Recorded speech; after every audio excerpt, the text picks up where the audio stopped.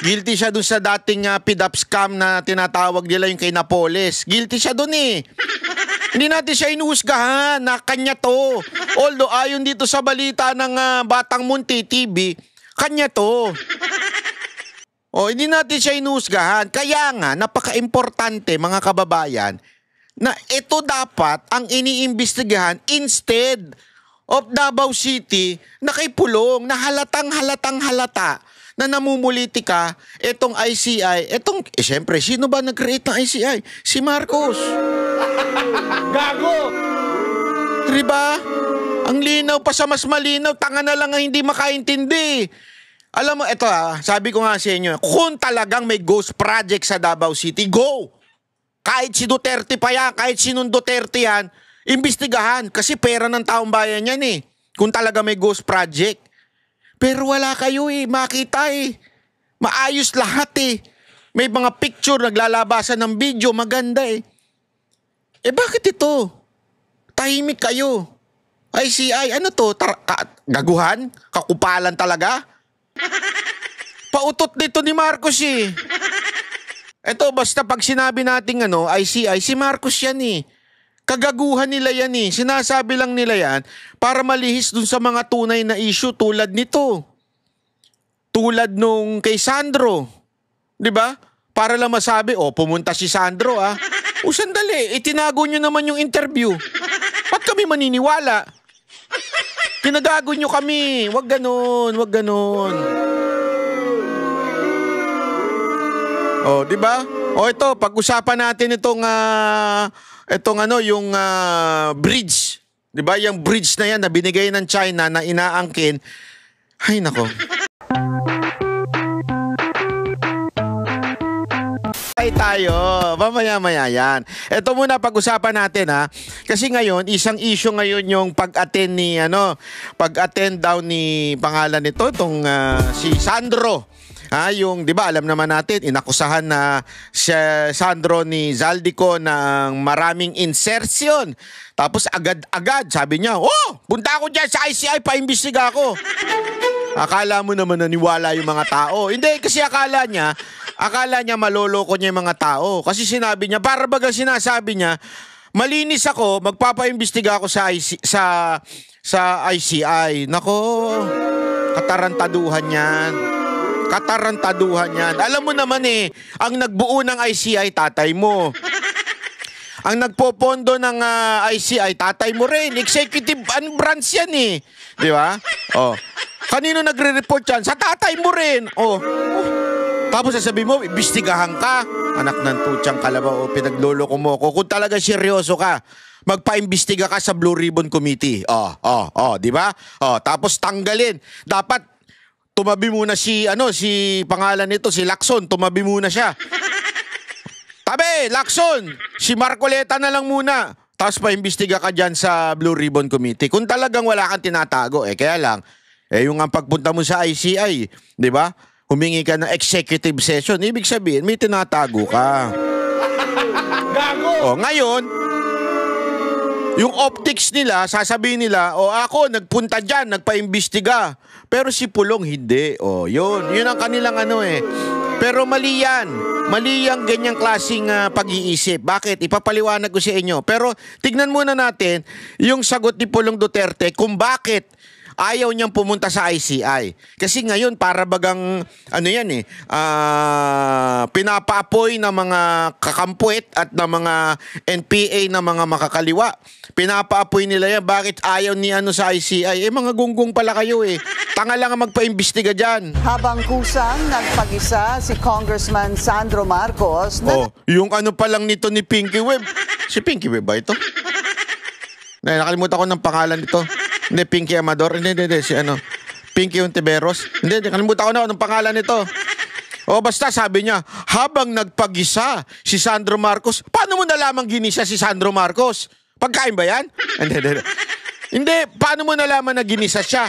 Executive session, nandun ka sa loob. Wala ka naman doon sa loob Paano mo sinabing nagisa ka siya? Ha?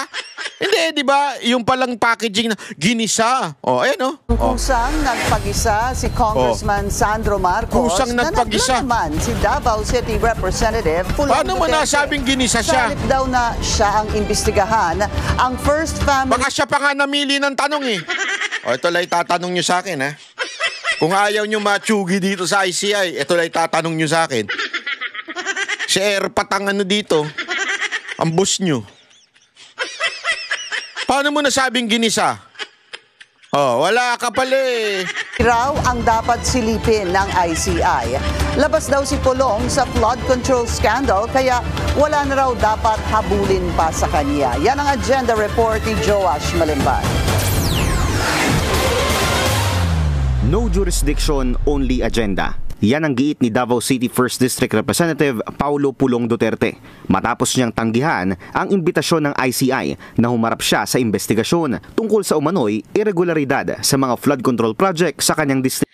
Alam mo, may punto naman kasi talagang wala naman jurisdiction tong ICI. Di ba? Moro-moro to eh. Etong ICI, pautot lang ito. Yung totoo, katarantaduhan ito. Isa tong kalokohan. Wala naman silang kapangyarihan over other branch of the government. Alam mo, ito, simpleng-simple ito eh. Ito'y Law 101. O sabihin na natin, Philippine 101. Philippine O ano ibig sabihin? May 3 tayong branches. Co-equal branch. Kanya-kanya yan. Hindi pa pwedeng punahin ng presidente o pakialaman ng presidente yung executive branch na ang pinuno ay presidente, yung legislative. Hindi pa pwede yun. At ang legislative, hindi pa pwedeng pakialaman ng judiciary. Ganun yun, may kanya-kanya sila. May makanya-kanya mandato unless, katulad nga po ng ombudsman na pwedeng mag-imbestiga at sandigang bayan, pwedeng mag-sanction, magsuspende o magpakulong. Dati kasi dahil yun ang kanilang mandato. Nakalimutan ko na eksaktong word na ginagamit nila dyan eh. Ito'y sariling branch na pwedeng magpakulong. Parang COMELEC yan. Yung COMELEC, may sarili yan, di pwedeng pakialaman yan. So, yung ombudsman at saka sandigan ba, hindi pwedeng pakialaman. Although, the president appoints. Pero still, pagka-appoint na yan, hindi na pwedeng tanggalin yan nung susunod mang presidente hanggang may fixed term na po sila. Yun po ang sistema. So, ibig sabihin, itong ICA na kinreate ng presidente, walang power to over the congressman o the congressmen or the senators or the Supreme Court or the courts. Wala ho silang power. Kaya nga katarantaduhan lang po itong ICI na ito eh. Ito. Aniya, dahil binuo ang komisyon ng ehekutibo, wala itong kapangyarihang ipatawag o pilitin ng isang miyembro ng Kamara, alinsunod sa Constitutional Doctrine of Separation of Powers. Dagdag ni Duterte. Yon, Constitutional Doctrine of Powers. Shit. Tama. Yun. May ganap ng access ang ehekutibo sa lahat ng kinakailangang dokumento at impormasyon sa pamamagitan ng mga ahensyang tulad ng DPWH, DBM, DOJ, DENR. Ako sobrang agree ako sa ginawa ni Pulong eh. Moro-moro to. At sa dami-dami naman ng iimbestigahan. Mamaya meron ko papakita sa inyo. Dapat yun ang imbestigahan. Kasi yun, may ghost project talaga. Ito, wala. Ang linis, ang ayos, ang ganda. Pinakamaganda na nga ang Davao eh. Hindi ko nga magets bakit pinakamaganda ng Davao eh. Oh, Davao City ng pinakamaganda ngayon. Hindi ko maintindihan bakit gayon eh. DICT at DTI. Kaya't hindi na aniya kailangan ng Malacanang na dumulog sa Kongreso para sa mga proyektong nasa ilalim ng pangangasiwa ng ehekutibo. Mga kapatid, Binigyang diin din ng kongresista na hindi siya naging bahagi ng House Appropriations Committee mula 2019 hanggang 2022. Ang panahong iniuugnay sa mga umano'y anomalya kaya't wala siyang kakayahang sagutin ng mga tanong ng ICI. Nagigets nyo? Wala, hindi siya kasama dun eh. Bakit siya kailangan imbestigahan? Katarantaduhan talaga eh. Sa halip aniya ay dapat ang First Family at dating Speaker Martin Romualdez ang imbestigahan ng ICI. Matapos silang idawit ni resigned Congressman Zaldico. Patawag nyo nga si Lisa Marcos dyan. Kaya nyo ipatawag si Diskaya, di ba? Sabi ni Zaldico, merong kinaugnayan yung si First Lady, ba't di nyo ipatawag? Sa umano'y multi-billion peso budget insertions. Para kay Congressman Pulong, shocking and impossible to ignore ang mga alegasyon ni Ko. Binansagan din ng mambabatas bilang propaganda tool ang ICI at isang political weapon laban sa kanya at sa kapatid niyang si VP Sara. Wala pang tugon mula sa ICI sa mga pahayag ni Duterte. Alam mo, sa sobrang kalokohan nitong ICI, di ba? Nag-resign nga yung isa, pangalawa na nag-resign. Una si Magalong, pangalawa yung commissioner na si Singson, di ba? At meron pa daw pangatlong magre-resign. Meron pa daw. Dahil unti-unti na nilang nare-realize na etong ICI ay, alam mo yon, katarantaduhan, isang malaking lang ito, para bagang kinreate para lang masabing merong ginagawa si Marcos sa korupsyon. And as a matter of fact, di ba nung pagtitignan niyo ratings, kahapon nilabas natin yung ratings, bumagsak si Marcos. Kasi nga, after, tumaas ng bahagya daw yun after ng sona niya na yung sinabi niya, mahiya naman kayo, tumaas ng bahagya. Kasi wow! Nung nag-create ng ICI, wow! Pero from the August until this present time, bumagsak si Marcos. Kasi nga, na-realize ng mga tao, hindi lang ng mga nag-resign na tao dyan sa ICI, na-realize sila na itong ICI ay isang malaking katarantaduhan lang. That's the truth. Kaya nga yung mga nandyan sa loob, mahiya na kayo. Bumitaw na kayo dahil isang katarantaduhan yan. Ginagamit lang kayo ni BBM para masabi niya na merong siyang ginagawa. Pero napuputukan kayo kasi you do not have any powers. Wala nga kayo sariling opisina Di ba kayo mahiya niyan? Pati nga abogado ninyo, hindi sa inyo Di ba? Kaya malaking katarantaduhan yung ICI na yan. Eto gusto nyo patunayan ko sa inyo, malaking katarantaduhan yan. Kasi, yang Davao City, walang ghost project dyan. Walang flood control na project dyan na ghost. Lahat maayos ang pagkagawa. Kahit nga yung maayos na bridge na ginagawa na inangkin ni Marcos, maayos Alam nyo ba, yung bridge na yan po ay bigay ng China kay Pangulong Duterte sa Davao City. Bakit? Dahil po yan sa magandang pakikitungo o foreign policy ni Pangulong Duterte sa China. Kaya ibinigay ng China yan at sinabi nila, gagawa namin kayo ng tulay. Yan ang dahilan kung bakit ginawa yan. Nagsimula yan noong 2018. Diyan nagpirmahan ng kontrata. So we can consider that signing of contract as the beginning of that project.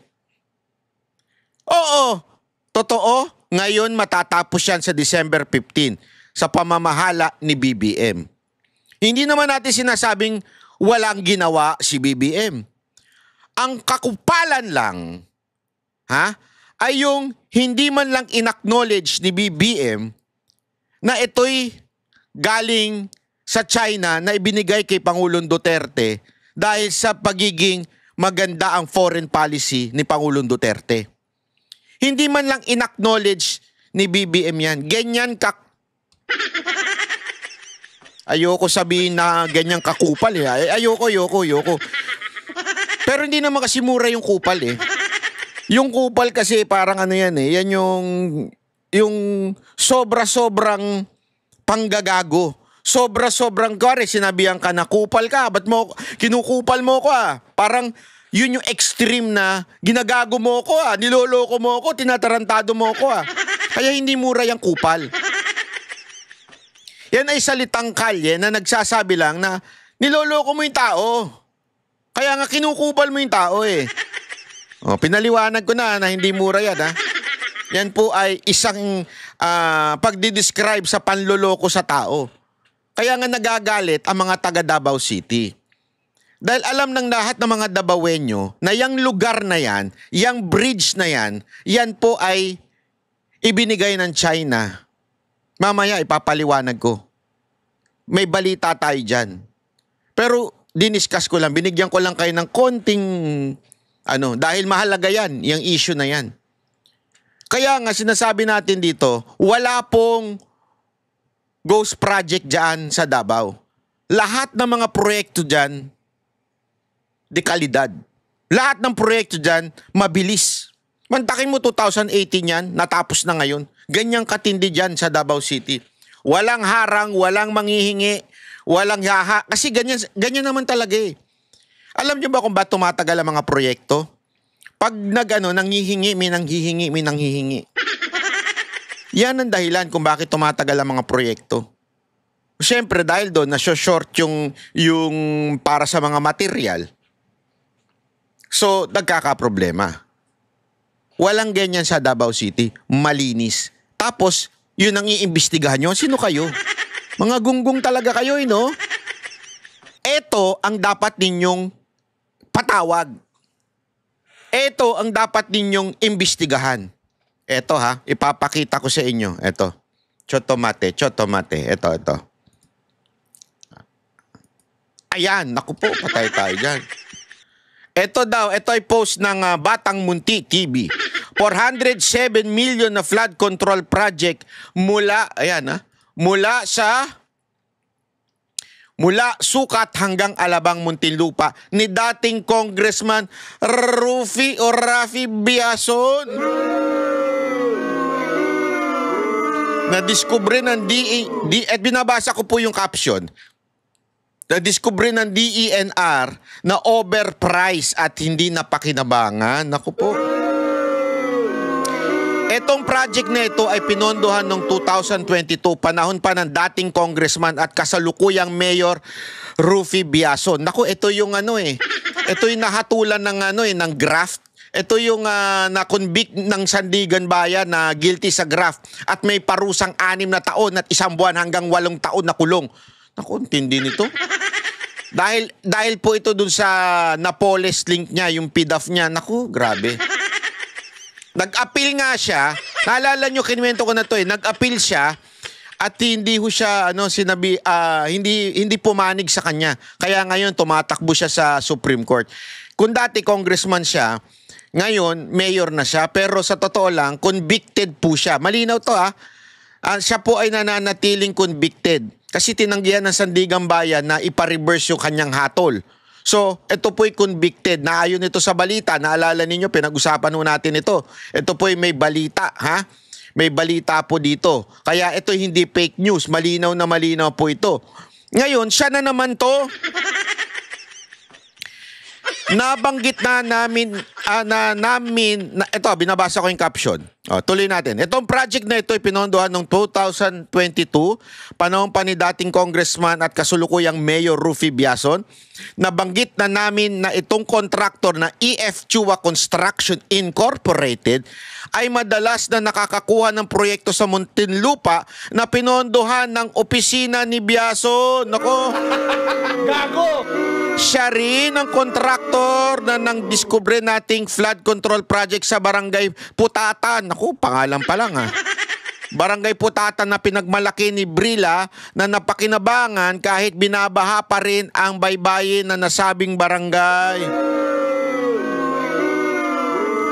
Binabasa natin tong news article itong news caption nitong Batang Munting TV.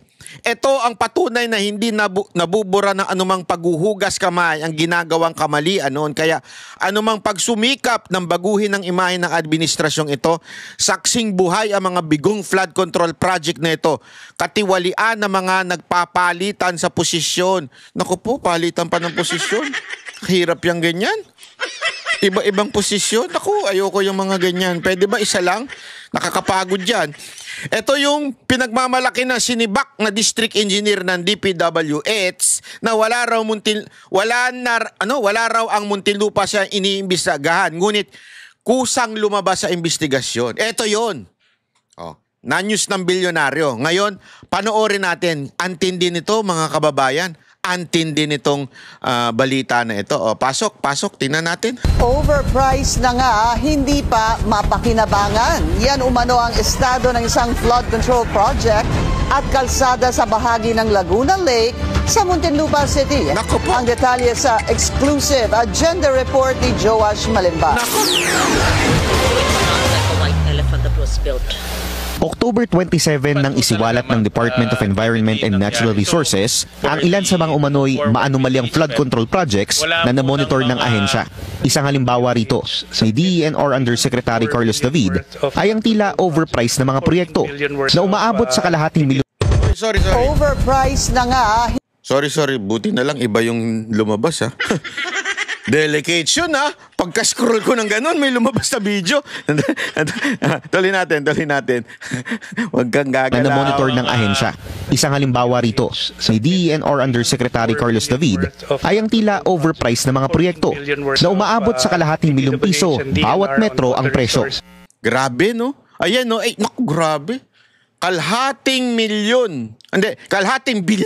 407 ang overpriced, hayop. And when you compute for the length versus the total amount, for example, the 99 million pin over there should stop at the next pin, which is 98.5 million. That length is only 200 meters, which means that the dike has a unit linear cost of about 500,000 per linear meter. Sa patuloy ng pagsusuri ng Billionaire News Channel, natagpuan namin ang isang flood control project na ito along Laguna Lake sa Muntinlupa City. Nahahati sa 5 kontrata ang 3-part project na hawak lahat ng EF Chua Construction. Ayan. Ang halaga nito aabot sa 407.4 million. Yan yung binasa natin, eh. Sabi doon sa caption, di ba? Na nabanggit na namin na itong contractor na EF Chua Construction Incorporated ay madalas na nakakakuha ng proyekto sa Muntinlupa. Ay, grabe po, grabe. Pesos.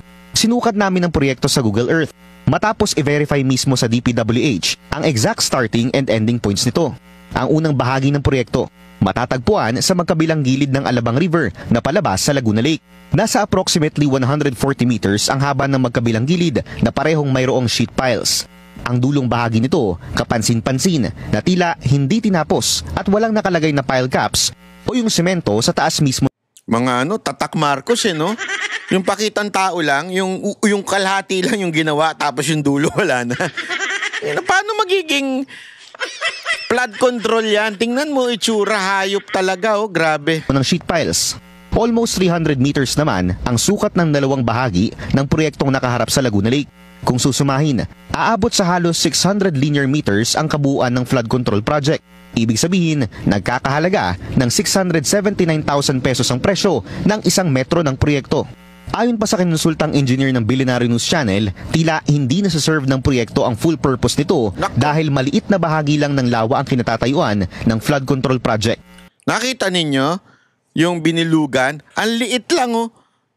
Parang tanga lang, di ba? Para lang masabi, may mapicturan. Grabe, no? Grabe talaga mga politiko sa atin. Rufy Biason, ano to?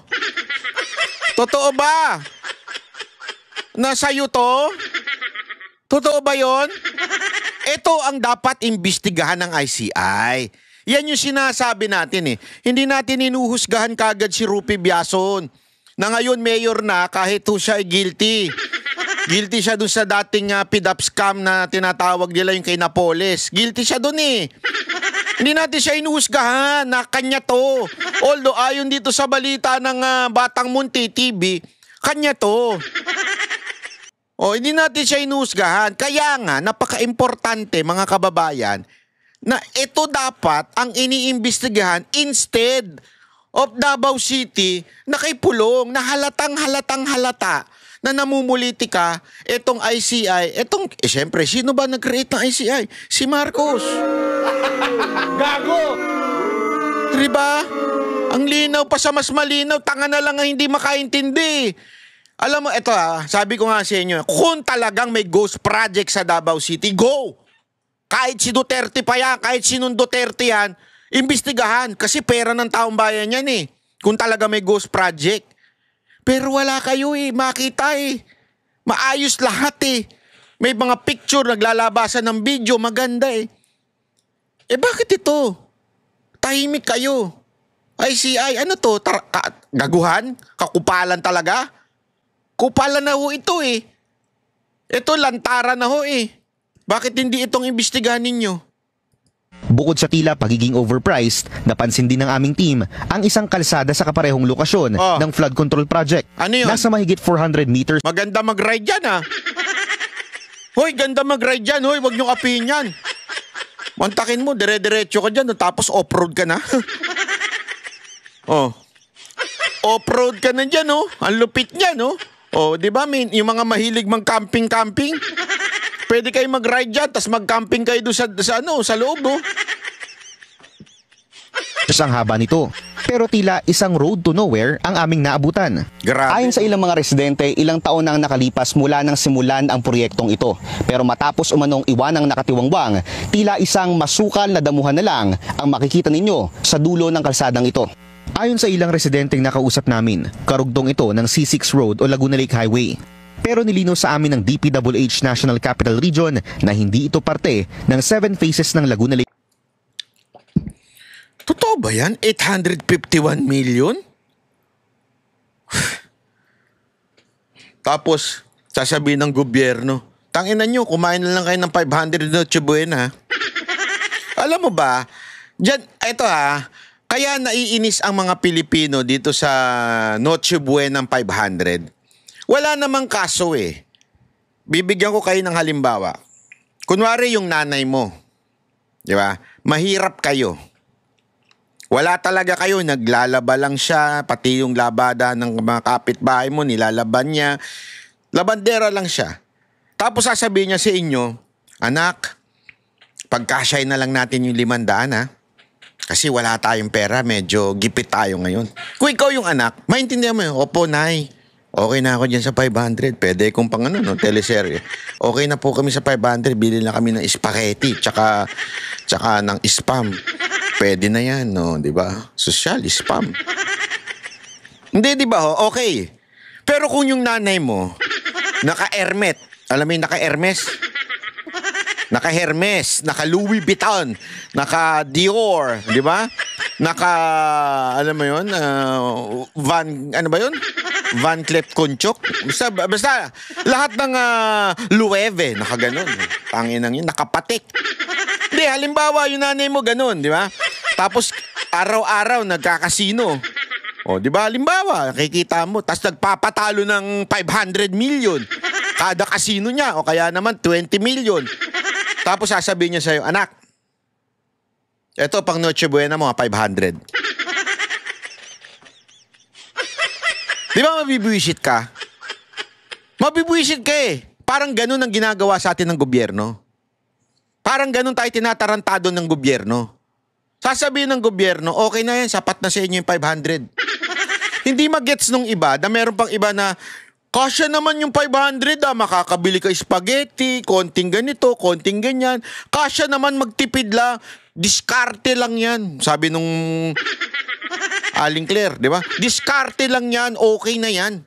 Di ba? May pa ganun pa eh. Hindi yun ang punto doon eh. Oo, kakasya ang 500, makakapagtipid. Kasya nga kahit 100 pesos lang eh.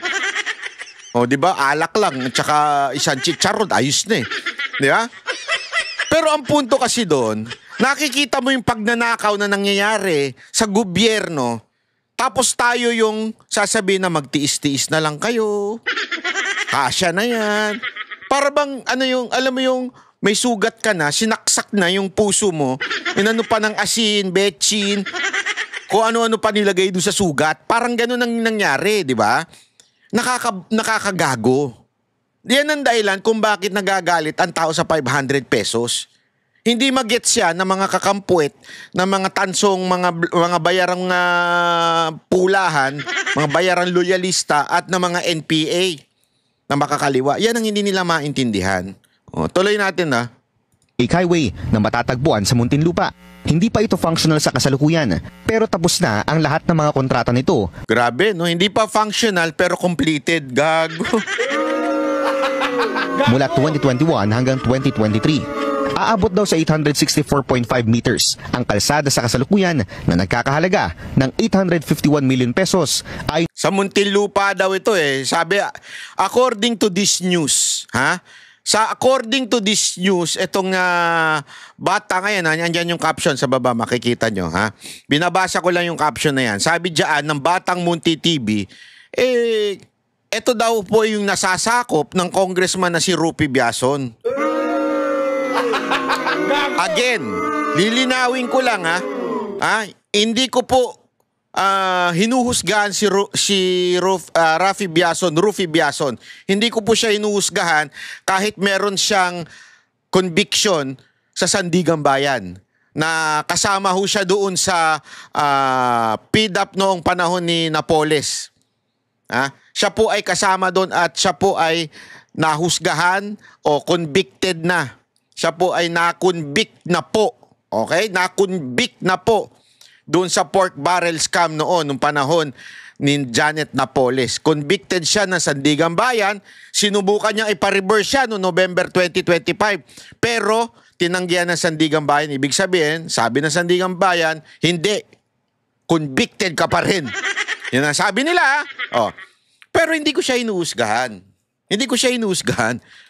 Kaya nga, dapat, ang sinasabi natin dito, yan ang dapat na iniimbestigahan ng ICI. Hindi si Pulong. Pautot nito ni Marcos eh. Ito, basta pag sinabi natin ICI, si Marcos yan eh. Kagaguhan nila yan eh. Sinasabi lang nila yan para malihis dun sa mga tunay na issue tulad nito. Tulad nung kay Sandro. Diba? Para lang masabi, pumunta si Sandro sandali, itinago nyo naman yung interview. Ba't kami maniniwala? Kinagago nyo kami. Wag ganon. Diba? Ito, pag-usapan natin itong yung bridge.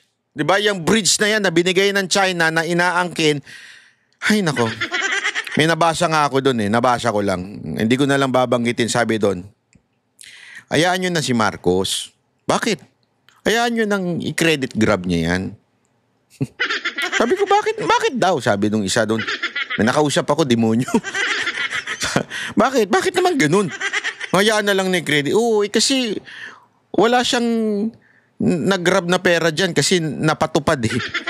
So, hayaan mo ng credit grab. Diba? Wala siyang nanakaw na pera dyan kasi naayos. Alam mo naman sa Davao, hindi ka makakapagnakaw dyan. Na-implement talaga. Kaya hayaan mo nang nakawin yung credits na lang. Again, hindi po natin sinasabi na, hindi, Tatay Digong lahat yan. Wala tayong sinasabing ganun.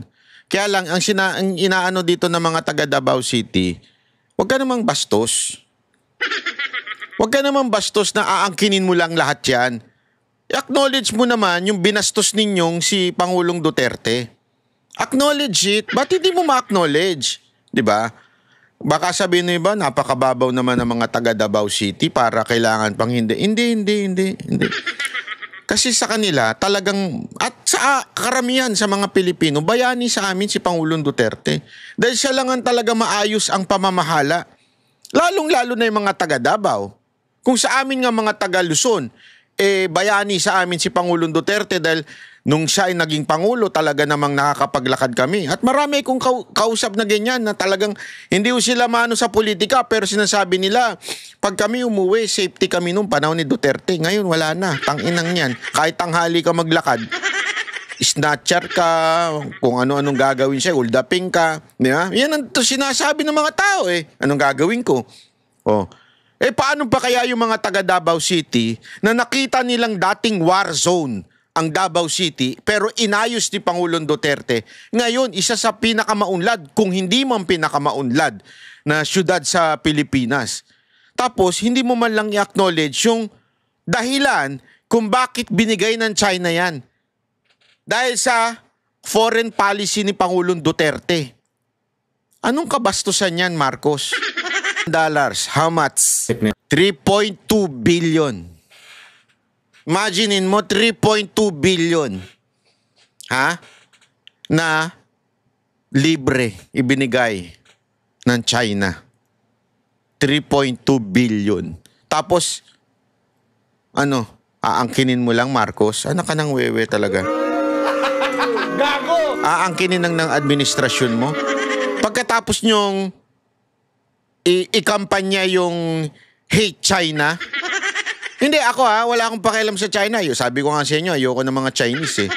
Hindi, totoo yung mga pogo-pogo, mga illegal na Chinese ngayon, ayoko talaga yun. Pag nakakita nga ako sa mga club, gusto kong kunin yung passport. Pakita nga passport mo, animal ka! Gusto ko ganunin eh. Diba? Pero, hindi eh. Dahil nga sa maayos na pakikitungo ni Pangulong Duterte, 3.2, grabe yun, no? Mga pare ko. Peso. Yung sa Macau yan, puntaan namin yan eh. Nung nagpunta kami ng mga taga-SMNI, ang ganda dyan, Brad, dun sa Macau.